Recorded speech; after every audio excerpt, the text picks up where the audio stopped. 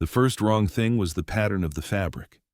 I stood beside the folding tables with a paper plate bending under too much potato salad and looked down at my light blue short-sleeved shirt. Tiny white flowers covered the fabric. Then I looked up. 3 feet away, beside a cooler packed with sweating soda cans, Brianna Nelson wore the exact same blue and the exact same white floral pattern. We had not spoken in 4 years. We had coordinated nothing beyond her unexpected Thursday phone call. Yet we looked like a catalog had sold us as a set. A car alarm blared in the gravel lot behind the pavilion, then cut off. The particular silence after an alarm reset settled over the grass, sharp enough to make me straighten. "Well, look at you two," Aunt Martha called. She pointed a plastic fork at us from the picnic table, her other hand wrapped around a glass of lemonade. "Dating?" she asked, loud enough to stop 3 nearby conversations. Brianna looked at me. Her hand came up, resting lightly on my forearm. The grip was steady, practical, grounding her balance on the uneven grass, but her thumbnail was pressing hard into the side of her index finger. I knew that tell.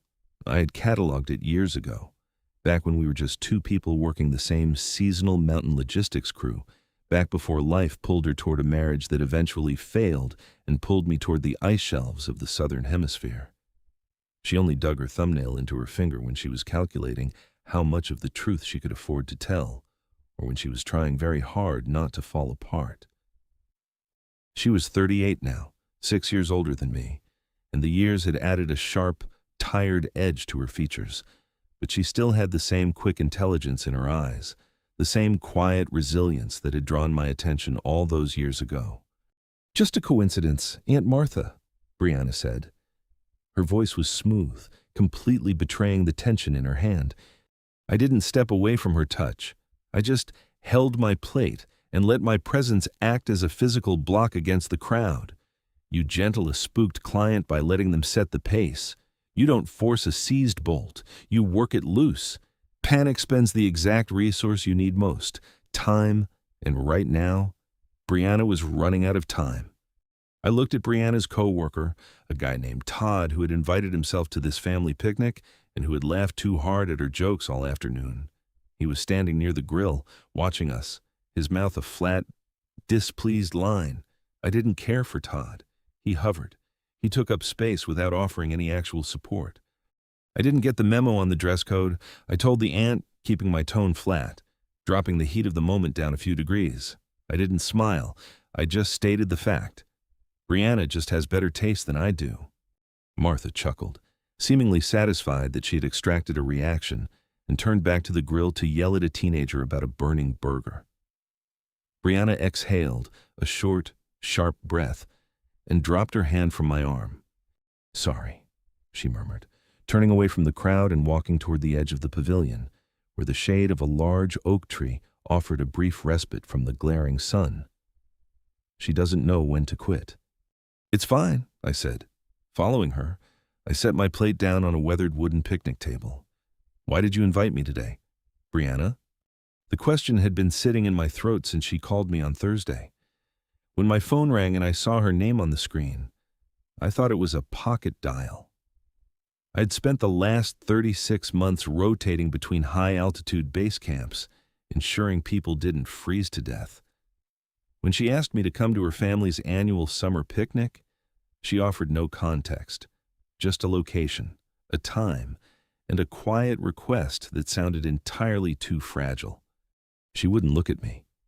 She focused on the tree line, where the dark green leaves were beginning to sway in a rising, erratic wind. "I needed someone here who doesn't look at me like I'm a tragedy," she said quietly. I stood beside her, keeping my hands in my pockets. "Who thinks you're a tragedy?" "My ex-husband filed for bankruptcy last month," she said, her voice dropping to a whisper that barely carried over the rustle of the leaves. "He forged my signature on 3 different commercial loans before the divorce was finalized. The collection agencies found me on Tuesday. I have until the end of the month before they start seizing my accounts. They're coming after everything. Keegan, even the small inheritance my grandmother left for my son's college fund. It's all in a trust that my ex managed to list as an asset." She finally looked at me. Her eyes were tired, exhausted in a way that sleep wouldn't fix.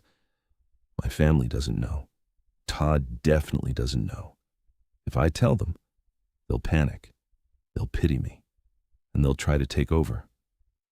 I needed one afternoon where I could stand next to someone I trust and pretend everything is normal. I needed a rock. I knew you wouldn't ask 100 emotional questions. I processed the information. A legal trap. A financial ruin she didn't earn, engineered by a man who had always been too smooth, too eager to cut corners. Okay, I said. My voice was calm, measuring the weight of the problem. Then we pretend it's normal. Have you eaten? She blinked. Thrown by the pivot, the anxiety that had been winding her tight seemed to hit a sudden wall of pragmatism. No. I picked up my plate, found a clean plastic fork from the dispenser on the table, and handed it to her. Eat. Then we're leaving. Her eyes narrowed. You've been back in town for one afternoon, and you are already giving orders. The control reflex had arrived before my manners. I shifted the plate into her reach and stepped back.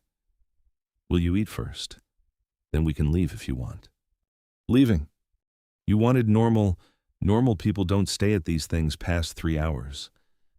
I stepped to her left, deliberately positioning myself between her and Todd's line of sight. Todd was craning his neck, trying to see what we were discussing. I stared back at him until he looked away. Uncomfortable. Take your time. She took the plate. The relief in her shoulders was immediate, a subtle drop in the rigid line of her spine. I didn't ask her about the loans right then. I didn't press for the exact dollar amounts or the names of the collection agencies. I stood there, watching the tree line, and let her eat in peace. 2 hours later, we were in her car, driving away from the park. Her son was spending the weekend with his grandparents, which meant she had 48 hours of quiet before she had to put the brave face back on for him. The afternoon heat had broken, replaced by an oppressive, heavy humidity that made the air feel thick in your lungs. Dark clouds were pooling on the western horizon, bruised purple and black, rolling inward with a menacing speed. Take the county road. I told her, checking the radar on my phone. The red and yellow bands of a severe storm cell were tracking directly over the interstate. Years of guiding teams through high altitude and extreme cold terrain had taught me to distrust any route with only one exit. The highway will stall if that cell hits. We'll get boxed in. She nodded, turning the wheel of her old sedan. It was a reliable model, something she had kept pristine for years, but the engine sounded rough today. There was a rhythmic ticking coming from under the hood, a metallic tapping that I didn't like. When did you last check your fluids? I asked, keeping my eyes on the road ahead. I don't know. 2 months ago? She gripped the steering wheel tighter. Keegan, I can't afford a mechanic right now. If this car dies, I can't get to work. If I can't get to work, I lose the apartment. And if I lose the apartment, I have nowhere to put my son. I'm just asking, I said, keeping my voice level. I didn't offer a platitude. I didn't tell her it would be fine, because false hope is a dangerous thing when the ground is giving way. 10 minutes later, as we crested a steep hill on the 2-lane county road, the temperature warning chimed. The needle swept into the red. A hard shudder passed through the sedan, and white steam rolled across the windshield. Brianna eased the car onto the gravel shoulder and shut off the engine before it could overheat further. The silence in the cab was absolute, identical to the warning quiet after the alarm at the park. She lowered her forehead to the steering wheel. Perfect. I unbuckled. Can you release the hood? It is not going to start again, Keegan. Maybe not today. I still need to see what failed. The wind carried rain and ozone across the shoulder. I waited several minutes before lifting the hood, keeping my face away from the cooling system. The upper radiator hose had split along a worn seam. Coolant had sprayed across the engine bay, but Brianna had stopped before the gauge stayed in the red long enough to cook the engine. I opened the rear door and pulled out the pack I carried on every trip. Beneath the thermal shell and first aid pouch was a roll of industrial silicone rescue tape. It was a field measure, not a repair. Once the hose cooled, I dried it with a rag and wrapped the split under even tension, overlapping each pass so the silicone fused to itself. "Will that work?" Brianna asked from beside the driver's door. "It may hold long enough to reach a garage after the engine is cold and the tape has cured," I said. I checked the seam once more. "We do not test it in zero visibility." As if on cue, the sky ripped open. Rain didn't fall. It dropped in a solid, punishing sheet. I grabbed my pack, took a step toward her, placed my hand on her elbow, and guided her quickly back into the driver's seat. We were soaked in the 3 seconds it took to get inside and slam the doors. "We can't drive," I said, wiping water from my eyes. The rain was hitting the windshield so hard it sounded like gravel. The visibility is zero, and that silicone tape needs to cure for at least 20 minutes before it takes heat, or the pressure will just blow it right off again. She pulled her phone out of the center console. She stared at the screen. No signal. Of course. "There's a ranger station about a half-mile back up the trail we just passed," I said. I had a topographical map of the entire county downloaded for offline use on my phone, a habit formed from years of never trusting cellular networks in the backcountry. It's solid timber, built in the 70s. We wait the storm out there. "Walk in this?" She looked out the window at the sheets of gray water. "It's a half-mile. You stick to my right side. Keep your head down." I reached into my pack and pulled out a lightweight, high-visibility thermal shell. I handed it to her across the center console. "Put this on." She didn't argue. She slipped the jacket on, shivering as the dry material settled over her damp shirt. I waited until she had the zipper secured all the way to her chin, then opened my door. We moved through the rain. The wind was pushing hard, tearing small branches off the pines that lined the road. I kept myself positioned strictly on her windward side, taking the brunt of the weather, letting my body break the force of the gale so she didn't have to fight it. When we had to cross a washed-out section of the trail, the mud slick and unstable beneath our shoes, she stumbled. I didn't grab her arm and pull her off balance. I placed my hand firmly flat on the center of her back, steadying her core, anchoring her weight until she found her footing. It was brief, practical, and entirely focused on keeping her upright. The ranger station appeared through the gloom, a small, heavy timber structure with a sloping metal roof. It was locked and dark. I checked the front door. Deadbolted. I moved to the windows. The first 2 were sealed shut, but the third, a side pane near the back, was loose in its frame. I didn't break the glass. I used the flathead edge of my multi-tool to slip between the frame and the sill, working the loose latch free with steady pressure. It popped with a sharp click. I slid the glass up, climbed inside, and turned back to help her through. I photographed the window and the station number, then left a note on the desk with our names, the time, and my phone number so the ranger service would have a record of the emergency entry. The interior smelled like old dust, dry pine needles, and cold ash. The silence fell over us again as I slid the window shut, instantly blocking out the roar of the storm. Brianna leaned against the wooden wall, breathing hard. Her hair was plastered to her neck, water dripping from the ends of the thermal shell. She dug her thumbnail into her finger again. "I'm sorry," she whispered, the words echoing slightly in the empty room. "For the weather?" I asked. I pulled a heavy-duty tactical flashlight from my pack and clicked it on. I swept the beam over the room. There was a heavy oak desk, 2 wooden chairs, and an old cast-iron stove in the corner. It was basic, but it was dry. "For pulling you into this," she said, her voice tight. "You didn't ask for a broke, stranded woman with a ruined engine and a ruined life. You could be in Denver right now. You could be anywhere else." I set the flashlight on the desk, pointing the beam upward at the ceiling to diffuse the light and illuminate the whole room in a soft, white glow. "I didn't ask for Aunt Martha's potato salad either, but I managed," I said. It was a terrible joke. My timing was off. The exhaustion of the hike and the sudden drop in adrenaline made it land completely flat. She looked at me, a tired, genuine smile breaking through her anxiety despite the terrible delivery.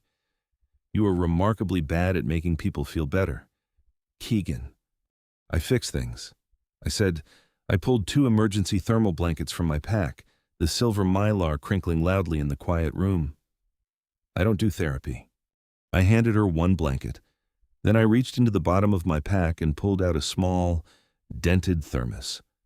I unscrewed the cap, poured the steaming liquid into the metal cup, and held it out to her. Black, 2 sugars, I said. She stared at the steam rising from the cup, then looked up at my face. You remembered that? I remembered, I said. I didn't add that I had brewed it specifically before leaving my hotel that morning, because I knew her family always served cheap, bitter coffee out of giant plastic percolators at their events. She hated bitter coffee. I didn't need the credit. I just needed her to be warm. She took the cup, wrapping her cold hands around the metal. Thank you. We sat in the dark for an hour. The storm hammered the metal roof, sounding like a freight train passing endlessly overhead. The temperature outside had fallen into the low 50s, with wet clothes, hard wind, and no heat. The cabin was cold enough to turn exhaustion into a real hypothermia risk. Panic spends time. I didn't let her panic. I opened my pack, pulled out a small waterproof notebook, and clicked my pen. Talk to me about the loans, I said. She closed her eyes, leaning her head back against the timber wall. Keegan. Don't. You said he forged your signature. Have you filed a police report? No.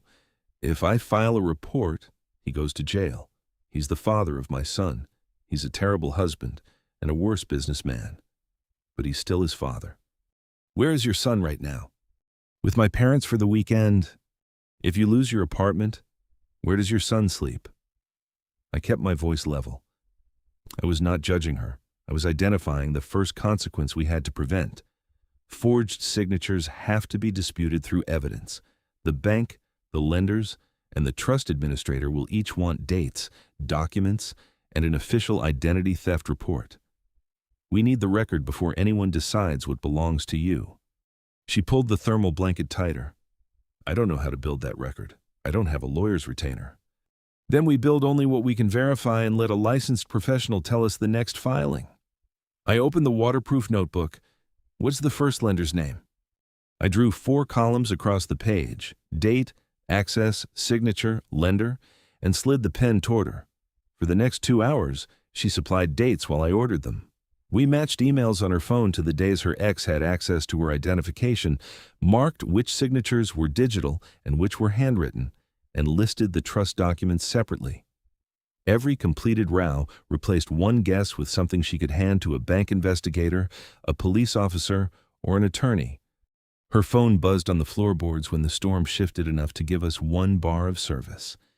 She read the message, and the color left her face. The bank put my personal checking account under a temporary fraud review hold. One of the lenders sent a creditor notice with those signatures. The trust administrator flagged the college account for review, too. The phone slipped from her hand. I have $12 in my wallet. I cannot buy gas or groceries on Monday. I picked up the phone and read the notice. It named a fraud case number and a department to call. It did not say the money had been seized. I set the device back in her palm. We call the bank first, then legal aid. We do not invent the law from a cabin. The bank's fraud representative confirmed that the personal account was restricted during identity verification, not transferred to a creditor. She told Brianna to file an identity theft report, submit signature samples, and send the bank the case number. A county legal aid hotline returned our call 20 minutes later. The attorney on duty warned that a police report would not erase a lien by itself. Brianna would also need a sworn declaration, lender disputes, and, if the trust remained threatened, an emergency request through the courthouse self-help center. I wrote every instruction beneath the timeline. When the call ended, Brianna stared at the remaining $12 in her wallet. Your design company still has its own business account? I asked. Yes. The personal hold did not touch it, but I have no invoice due until next month. I opened the client brief I had kept unfinished for nearly a year. Northline Expeditions needed a booking site, safety pages, waiver downloads, and a client portal before my next season. I had delayed it because referrals had been enough. Delay was no longer useful. I need a real website, I said. 4 pages, a booking intake, downloadable equipment lists, and 2 revision rounds.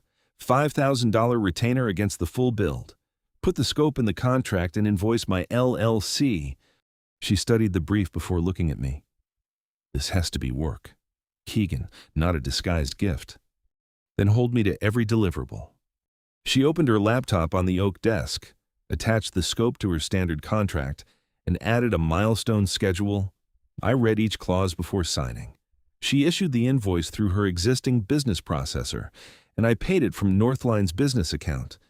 The retainer was recorded income for actual work, not money hidden from a creditor, and it gave her business enough operating cash while the personal review continued. The payment confirmation appeared beside our 4-column timeline. Brianna closed the laptop and pressed both palms against the desk until they stopped shaking. Then she nodded once. The wind outside suddenly shifted, howling with a new, vicious intensity. The temperature inside the cabin plummeted further. The storm wasn't passing, it was settling in for the night. We're stuck here until daylight, I said, assessing the draft through the floorboards. It may reach the upper 40s. Wet and winded is enough to make that dangerous. I moved to the old cast-iron stove. It was empty, but there was a stack of dry, seasoned cordwood in the corner of the room. I knelt down and started building a fire structure, using my knife to shave dry kindling from the edge of a pine log. Brianna knelt beside me, handing me the larger logs without me having to ask. We worked in silence. When the fire finally caught, casting a warm, flickering orange glow across the room, the tension in my chest eased marginally. We sat on the floor, our backs against the timber wall, wrapped in the mylar blankets, watching the flames. "Why did you really come back, Keegan?" she asked quietly, the firelight catching the exhaustion in her eyes. 4 years. You never called. You never wrote. You just vanished into the ice. I was working. I said, "There are satellite phones on the ice. There's internet at base camp." I watched the fire. I didn't call because I knew if I heard your voice, I would have caught the next flight back. And you were married. She didn't move. She didn't gasp. She just sat there, absorbing the truth. I had never spoken it out loud. I was a man who planned routes, assessed risks, and never took a step unless the ground was solid beneath my boots. Loving a married woman was a crevasse I refused to fall into. So I had walked away. I had packed my gear, taken the contract in Antarctica, and put 6,000 miles between us. "I'm not married anymore," she said. Her voice was barely a whisper. I know. I didn't reach for her. My hands stayed on my knees while the fire settled into a red bed of coals. She was trapped by weather and financial fear. I would not turn that confinement into pressure. Whatever came next had to be something she could choose in daylight. By morning, the storm finally broke. Sunlight sliced through the small windows of the cabin, bright and blindingly sharp. The air outside was cool and washed clean. The grass flattened under beads of rain, and the wind had died completely. We hiked back to her car in the quiet morning air. The silicone tape had bonded overnight. After the engine cooled completely, I added distilled water and watched the temperature gauge while Brianna drove at low speed to the nearest garage. The mechanic replaced the split hose, pressure tested the cooling system, and found no evidence that the engine had overheated long enough to warp anything. He held up the removed hose beside my temporary wrap. "This bought you the 5 miles you needed," shutting it down when she did save the engine. A ranger called while we waited. He had found my note, accepted the emergency entry report, and thanked us for documenting the loose window instead of leaving damage unexplained. From the garage, Brianna drove to the sheriff's office. She gave the deputy our timeline, the lender emails, and copies of the disputed signatures. She read the identity theft report twice before signing it. The deputy assigned a case number and explained that the investigation would go to the Financial Crimes Unit. We carried the same packet to the courthouse self-help center. Brianna stopped with her hand on the glass door. "Do you want me to handle the clerk, or do you want to?" I asked. Her thumb pressed once against her index finger, then released. "I'll do it." A legal aid attorney reviewed the police report, the bank fraud case, the loan documents, Brianna's known signatures, and the trust instrument. She corrected 2 dates in our draft and made one boundary clear. The police report did not automatically erase a lien or release an account. It gave the bank and court verified grounds to investigate. To keep the college trust untouched during that review, Brianna could file a sworn declaration and an emergency motion requesting a temporary preservation order. At the clerk's window, Brianna presented the packet herself. The clerk verified her identification and placed the declaration in front of her.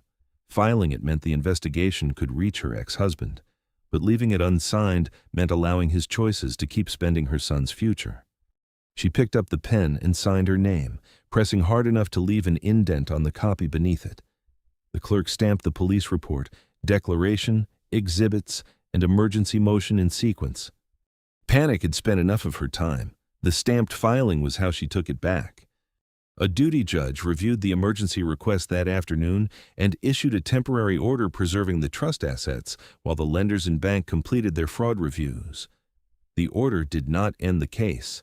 It stopped irreversible movement long enough for the evidence to be tested. Before we left the building, Brianna called her parents. She told them about the forged loans, the bank review, and the police report without softening any of it. When her mother began listing people she could call, Brianna closed her eyes for 1 second and said, "Please keep him through dinner. Do not move money. Confront anyone or promise anything for me. I have counsel now. I will call tonight." Her mother went quiet, then agreed. Brianna wrote the promised call time across the bottom of our notebook instead of trusting exhaustion to remember it. On the courthouse steps, Brianna held the stamped packet against her chest and looked toward the traffic. I kept my hands in my jacket pockets. "I have a flight back to Denver on Tuesday," I said. She nodded once. "I know." Neither of us tried to force the next answer out of that morning. 3 weeks later, Aunt Martha declared the first picnic invalid because half the family had fled before dessert. She reconvened everyone beneath the same pavilion on a clear Saturday afternoon. I came back from Denver wearing the light blue floral shirt. Brianna stood near the cooler in its matching twin, this time by choice. Her bank had restored access to her personal account while the lender disputes continued. The temporary order still protected the college trust, and the legal aid attorney had agreed to represent her at the next hearing. Nothing was magically finished, but every deadline now had a case number, a document, and someone qualified attached to it. Todd arrived carrying a grocery store pie and spent 10 minutes trying to position himself beside Brianna. She thanked him for bringing dessert, then told him plainly that she was not looking for a rescue, a secret, or a backup plan. Todd absorbed the answer without turning cruel. He nodded, carried the pie to the dessert table, and spent the rest of the afternoon helping Brianna's son organize a dangerously competitive ring toss game. Then Brianna crossed the grass to me. Aunt Martha raised her plastic fork. "So the shirts are still a coincidence." Brianna slipped her hand around my forearm. Her thumbnail rested flat against her finger. She looked at me, not at the watching tables. "Make it true?" she asked. The alarm-like quiet that followed lasted only a second. "Yeah," I said, "I can do that." Aunt Martha lowered the fork with a satisfied nod and returned to guarding the grill. Brianna stayed beside me while the conversations restarted around us. 8 months later, the ice on the front steps of my house in Denver was thick, but I had already cleared a wide, safe path with salt and a heavy shovel before sunrise. I walked into the kitchen, dropping my keys on the granite counter. The house smelled like dark roast coffee and warm bread. Brianna was sitting at the wooden dining table, her laptop open, working on the final design layout for my new guiding company's website. Her son, a quiet 8-year-old with his mother's eyes, was in the living room, meticulously building a complex tower out of wooden blocks. She looked up as I walked in. She was wearing my oversized gray wool sweater, the sleeves pushed up to her elbows. "The last lender removed my name this morning," she said, tapping the screen. "The bank closed its fraud review. The personal hold is gone, and the court released the temporary order because the trust is no longer listed against any disputed debt. The prosecutor's case against my ex is still moving, but my son's account is secure. I walked over, pulling a chair out and sitting next to her. I didn't throw a parade. I just looked at the screen, confirming the zero balance on the debt column and the official legal clearance document. "Good," I said. She smiled, reaching over to hand me a cup of coffee. "Black? 2 sugars?" She remembered, just like I did. Todd called yesterday. She mentioned casually, taking a slow sip of her own mug, asked if I wanted to get a drink next time I was back in town. I took a drink of my coffee, feeling the heat settle in my chest. And I told him my partner doesn't really care for potato salad, so we're busy. She reached into the pocket of the sweater, pulled out a small, silver key, and set it on the wooden table between us. It was the spare key to her car, the one with the new radiator hose and cooling system service we had researched together after the storm. I looked at the key, then at her. The silence in the kitchen was no longer the warning after an alarm. Panic had stopped spending our time, and the key on the table showed what we had chosen to build with it. I picked up the key, sliding it securely onto my ring. The end. Closing thoughts. Core lesson: resilience grows when fear stops making decisions and practical courage takes the next honest step. Green flag: healthy love protects agency, stays consistent under pressure, and offers reliable help without demanding control or gratitude. What practical act of support has made you feel truly safe? Please like and subscribe so we can share more stories like this. The end.